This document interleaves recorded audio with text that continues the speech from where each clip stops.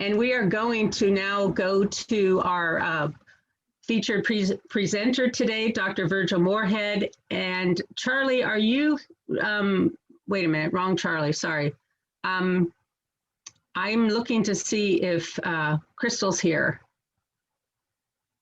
I'm not seeing her. So I just want to thank you, Dr. Moorehead, for coming to the meeting today and talking to us about some of the challenges that are being faced and how Two Feathers Native American Family Services is working to address that. I've connected with your organization recently through the Area 1 Agency on Aging, and I reached out to you to see if we couldn't help some of the grandparents, you know, who are some of the grandparents who are raising their grandchildren. And I find your staff just very great to work with. They're very committed to their work, and I really appreciate that connection. So I'm really happy you're here today. I'm going to stop my screen share in case you have something you want to share. And we're going to turn it over to you now. Thank you so much for being here. All right. Thank you for having me. As I said earlier, my name is Virgil Moorehead. I'm the Executive Director at Two Feathers Native American Family Services. So I have about 20 minutes, 15, 20 minutes. You have until, you have until 8, and there might be some questions afterwards, but yes, you have about 22 minutes. All right, so I have a PowerPoint I put together, and so I'll try to go through that fairly quickly, just to provide a little context, provide a little information that the services that we're offering at Two Feathers, and hopefully through that sort of description, maybe you all can get a little better understanding around some of the, I think, positive, wonderful work that's going on throughout the county around youth mental health and wellness, and specifically within the various Native communities in this area. So I'm going to pull up my PowerPoint.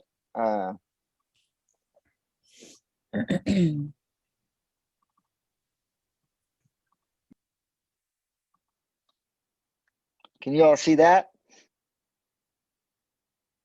Yeah. All right. So, you know, I grew up here. I grew up on the Big Lagoon Rancheria, and went to McKinleyville High, and then went to college down at UC Davis, and was gone for about 17, 18 years. Moved back, I think, in 2017, 2016, and started teaching at Humboldt State. And then, there was Two Feathers, which the tribe, Big Lagoon, was overseeing it. Two Feathers originally started through a consortium between Blue Lake and Bear River and Big Lagoon. So it's been in existence for a while, and it was primarily a domestic violence serving agency for Native Americans. And so then, I was like, Humboldt State, I don't know if teaching's for me. And so then, I went full-time at Two Feathers. And there was our former executive director, Blair Cruiser, who was at Humboldt State. We got together and was like, all right, where's the needs in the community? And we thought that, youth mental health and wellness was a big need, around substance abuse and just counseling. And so, since 2018, I think that in 2017, Two Feathers saw about 45 youth. I think right before the pandemic, we were seeing, 300, close to 300 youth. We went from a staff from 4 to now we're at 28. And we've really tried to expand throughout the county, including contracts that's, particularly relevant for Arcata and just the Northern Humboldt School District, of providing school mental health within Northern Humboldt and the Klamath Trinity Joint Unified School District. So we're going all the way out to like Orleans, and just really trying to provide wellness and youth-based programming. So we've kind of pivoted from, primarily domestic violence to youth mental health and wellness and sort of family-based services since 2018. I think a big part of that is school and community-based mental health. I think, a child's mental health is just as important as their physical health, and including during the pandemic times. We've been trying to provide just any support that we can, any sort of, whether it's virtual or home visits, any sort of social support. But a big part of, I think, our model is working within the schools and offering sort of innovative and creative programming for youth around their sort of mental health and wellness needs. I think specifically, we also do a lot of, in addition to school mental health, sort of cultural based, driven by the local Native community. And one, program is the A.C.O.R.N program, which actually we're going to be starting back June 27th in a sort of smaller version, 3 days, and very, in compliance with COVID measures and so, but this is like an example of one of our programs where we use the practice of local Native traditions, such as the stick game, which is like a men's lacrosse game that we've practiced as Native young men since day one, and then the flower dance, which is a woman's female coming of age ceremony. We use principles from those practices in our mental health interventions. And, I think, our first event, we had like 100 Native kids show up because I think there's a lot of interest in culture. There's a lot of interest in our traditions and ways of being. And so this is one specific program that we offer at Two Feathers. Another one before the pandemic hit, which we collaborated with like Blue Lake, Pathmakers, the Yurok Tribe, United Indian Health Service, and really trying to get us all on the same page, was a Two Feathers Mentorship Academy, which the sort of like creative part of this was matching Humboldt State Native college students with high school and sort of elementary, middle school students in a very intensive manner. And so we met I think like every other week for a couple hours, and then they were also doing, it was kind of like a boys and girls club in between, but really Native driven. And in our last event before the pandemic hit, we took like 60, I think it was 60 kids, including like 30 from Hoopa and 30 from the coast, to Mount Shasta to go skiing, and like paid for their lessons. But again, I think it's, providing opportunity and really just positive activities for Native youth and their families. So this is another program that we've offered in conjunction, in combination with our sort of intensive counseling, intensive sort of mental health services. Since the pandemic, we started a ambassador hit. So over the last year, and this is primarily out in Hoopa, but we started an ambassador program where we have like 10, I think like 12 Native youth that are from like 15 to 18 that they're employed by us, and we're really trying to cultivate their voice. They're meeting up at the Hoopa Boys and Girls Club. Some of the things that they've done recently is they planted gardens with Cooperation Humboldt, 37 gardens, mini gardens in family homes throughout Eastern Humboldt. So in Hoopa, Witchpeck, Orleans, they went to the home and here's some pictures, and planted little mini gardens for families. And these are high school kids that are, learning these skills, and really it's driven by this, food sovereignty idea of really, growing our own food and plants. I'm on the talk right now. So sorry, my son came in. But anyhow, the ambassador program is one thing that we've started. We're going to be doing this summer in collaboration with Del Arte, a sort of with these young people, a performance, a theater-based performance that are, again, the idea is cultivating youth voice empowerment and just giving them skills. And so this is another, what I'm describing is another program that we're doing. And, I think, we have many other programs, but just to sort of like maybe, in a brief sort of snapshot, like what is the why behind it? What is the reasons behind our programming?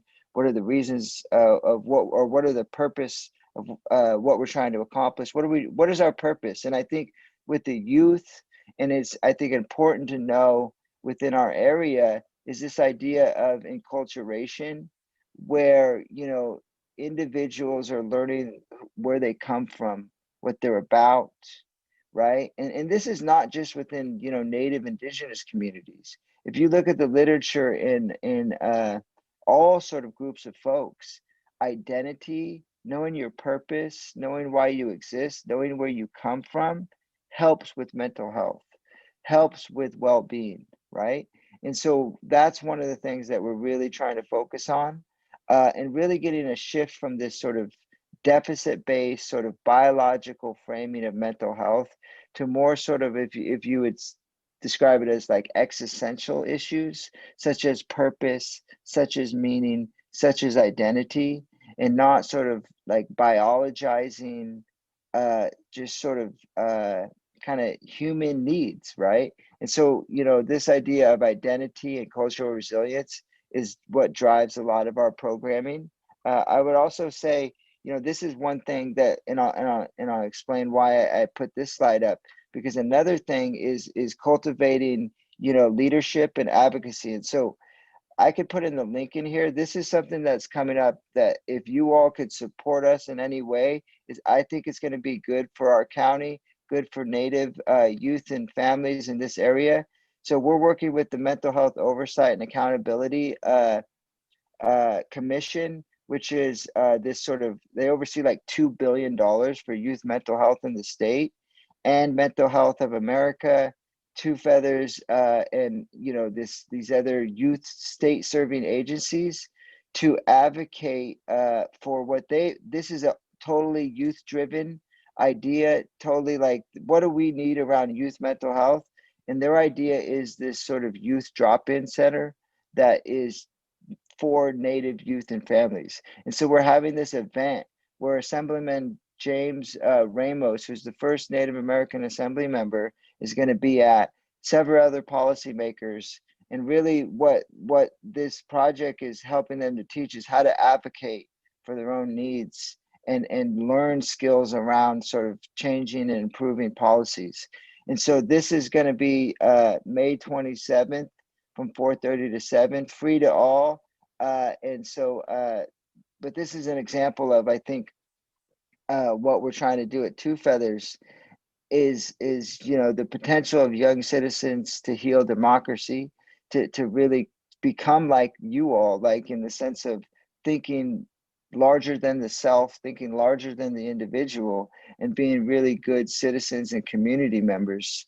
And then from within the sort of Native perspective, helping them learn and cultivate generosity, mastery, belonging. I mean, that's really what I think at Two Feathers currently, what we're trying to do, with the primary focus on youth, and not only deeply impacting the youth, but also working to impact the environments around the youth, whether that's policies, whether that's, a youth drop-in center, but really helping to impact the environment so that they can, become citizens to heal democracy. And so that's sort of my presentation. And now I wanted to, if there was any questions, any thoughts about, Two Feathers and the work that we've been doing.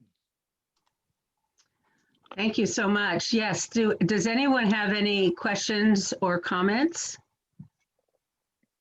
You can just put up your hand or speak out.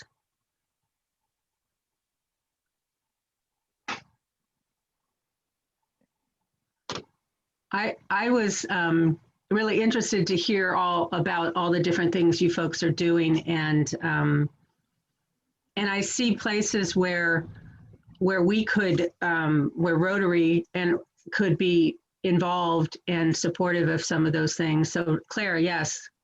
Oh, I was just going to say I've had the opportunity to work through my work in the schools with people from Two Feathers, and it's just such a great resource for our students, and particularly the cultural component. I completely agree. And the research shows, belonging to your community and having meaningful participation in your community is really important. And I see that as being just an incredible strength of Two Feathers and the students and children, I was talking students, that they support. Thank you, Claire. Yes, Al.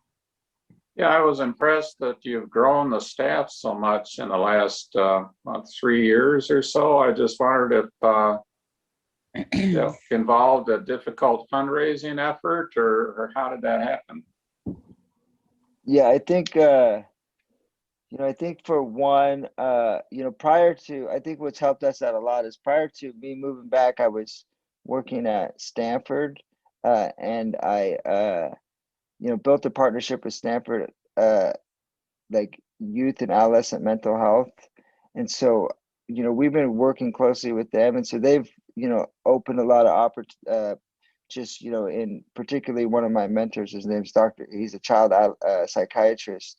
And, he's opened up a lot of opportunities. So we have foundation funding. So for example, like Chan Zuckerberg with the Facebook, the Vesper Foundation, California Endowment a little bit. And so we're trying to diversify our funding. We have that. I was just talking with Byrie, the executive director of Humboldt Area Foundation 2 days ago. They've helped us out. But I think our big, chunks of money have come from federal grants. SAMHSA, it's called the Substance Abuse Mental Health Service, a branch of the federal government. So we got a couple big grants through there, and then just working with state, and we're working with the county. One of the things for sustainability is we become, I think, the first Native American provider or like nonprofit in the county to be able to bill Medi-Cal for some of these services, and so we've been trying to but the fundraising is on our agenda, and that's definitely an area that I'm no expert in, but I think it's going to be relevant to because some of the federal grants, they're not very creative, so or they don't allow for creativity. And so, for example, a lot of our events, in order to get the kids there or in the families, you want to give food. You want to just having food. One of the feedbacks that we get is, why'd you come to the program? Oh, well, it's good food. Well, some of the federal grants that support a lot of our programming don't allow for to use the money for food, or very limited. So then it's how do you, I think the fundraising has to, and there's many other things like cultural consultants, working some with our ceremonial cultural leaders to be able to teach some of those traditions and practices of the local natives in this area. I think you have to find creative, flexible funding to be able to support that too. And so I think the fundraising piece is definitely an area that we need to improve in for flexible funding, such as food. Yeah, we get a lot of federal funding, and we go through that same struggle. You can't feed your volunteers, you can't feed your staff. It's kind of nuts. So there's a question here: what has been the impacts of COVID on the kids you work with?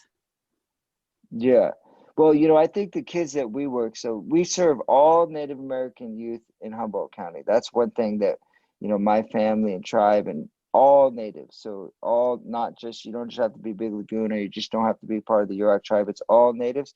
But then we really try to focus in on the most vulnerable, the most disconnected, those that are often in multiple systems, such as child welfare, the juvenile justice system. And I think before the pandemic hit, especially up in Eastern Humboldt and Hoopa and Orleans and Wedgepeck, we were seeing those kids. And we had 60 kids a week in counseling up at Hoopa High School. And those kids, I've been going up there. I was up there yesterday. They're not going to school. They're just those kids are the most vulnerable, I think, are the more disconnected in COVID. So what that means is there's much more, we're just playing with fire. And I think that, I think it's really impacted those kids that were already needing services and support. And it has made it even harder to connect with them, because I think we use the schools often to help with that connection. And now, they're not like, the schools now, I don't agree with like mandating and saying you got to go to school, but the disruption of the schools has made it really hard to reach the kids that these kind of services would most be beneficial. Like, I had a caseload of probably like 25, 30 kids, all Native young men, all kids that were getting like pushed out of school or struggling with serious. I would say I'm only able to reach maybe like 10% of those, 15% of those kids over the last couple months. And I can't locate them. I hear them, but I can locate them actually, but I haven't been able to engage them in a meaningful way because of the pandemic, I think. And then I also think like there's been some serious tragedies in our community over the last year. And I think that we haven't been able to, we needed to improve on coming together and healing when those tragedies happen. It's made it even less able to come together as a community, I think, with those tragedies. And I think those are going to be lingering, sort of unresolved trauma or grief. I think those are things that the pandemic has really led to, just to name a couple. Yeah, and I think that reinforces what we know is that the COVID has disproportionately hit people of color, low-income people, people who live in very rural areas, and it's just a triple whammy for some people in our community and across the country. And I want to thank you for being here with us. I feel like I hope that all of us are listening and thinking about how our Youth Services Committee and our work here in Rotary can support the work you're doing. We have quite a few members in our club who are connected to the systems that you're talking about in different ways. And I think there's a real passion in our club to support youth. And so I'm hoping that we'll see some of us see, our committee, our youth committee is, as they get going again this next year, see if there's ways we can support you in your work. Yeah. Thank you. Thank you for having me. I just maybe some last words. It takes a village to raise children, right? And some within the Native, this has been intergenerational. And so the more we can work as a community to provide intensive, positive support for our most vulnerable, I think we're going to be better off as a community, Absolutely. And what I would say, I'd like to say in appreciation, we'll be making a donation to Tri-County Independent Living in your honor. They serve people with disabilities throughout Humboldt, Del Norte, and Trinity counties. And we want to thank you again for your time. And I really appreciate it. Learned a lot. And I just want to encourage everybody out there that if you have a piano in your home and you are not using it, please take some time to brush it off and because this is how it feels when you neglect it. I know this, I've heard this from pianos all over the world. They don't like being neglected. So please spend some time over the weekend playing your piano if you have one, or some other instrument if you've got that instead. And I hope you all have a wonderful weekend. Please join AJ and the team there for the event. And also check out the school, Jacoby Creek School.